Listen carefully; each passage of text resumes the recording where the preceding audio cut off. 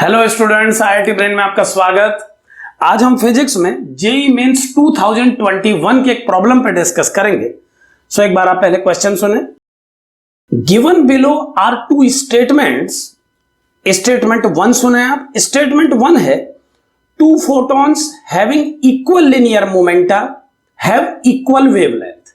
And statement 2 is if the wavelength of photon is decreased, then the momentum and energy of the photon will also decrease. In the light of above statements, choose the correct answer from the options given below.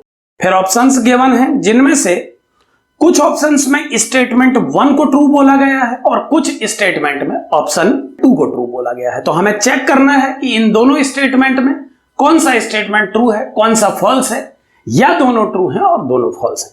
सो मैं 1 bye 1 इन statement को check कर रहा हूं। आप ध्यान दें, जो first statement given है इस प्रॉब्लम में, उसमें यह लिखा गया है कि two photons having equal linear momentum.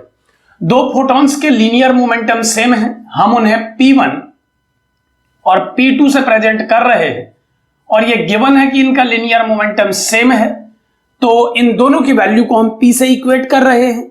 Have equal wavelength, यानी अगर दो फोटॉन के लीनियर मोमेंटम सेम है तो उनका वेवलेंथ भी सिमिलर होना चाहिए। अब ध्यान दें, यहां पर हम जानते हैं कि किसी फोटॉन के लिए वेवलेंथ लैम्डा को मोमेंटम के साथ कुछ इस तरह से कनेक्ट किया जा सकता है। According to de Broglie principle हमें यह मालूम है कि लैम्डा h/p इक्वेशन से दिया जाता है, और चूंकि इस केस में दोनों फोटॉन्स के मोमेंटम सिमिलर गिवन है, तो आप समझ सकते हैं कि दोनों के मोमेंटम सेम होने के कारण उनका वेवलेंथ भी सिमिलर होना चाहिए।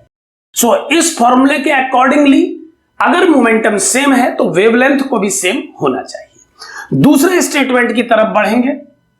दूसरे स्टेटमेंट में यह गिवन है कि if the wavelength of photon is decreased, यानी अगर फोटोन के वेवलेंथ को घटाया गया, then the momentum and energy of a photon will also decrease। तो मोमेंटम और एनर्जी दोनों ही डिक्रीज होंगे।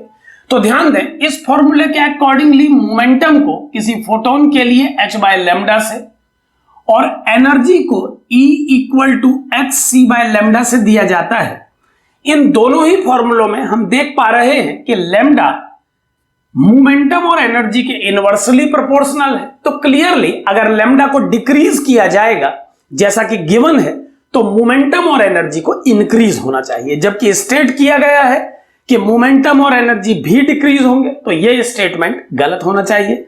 सो इस तरह से इस प्रॉब्लम में दिए हुए दो स्टेटमेंट में से पहला स्टेटमेंट ट्रू है और दूसरा स्टेटमेंट फॉल्स है। तो सिंपली इस प्रॉब्लम को किया जा सकता है और इसे एग्जाम के इनिशियल मोमेंट पर पिक की जाने वाली प्रॉब्लम्स में मौका दिया जाना चाहिए। Thank you.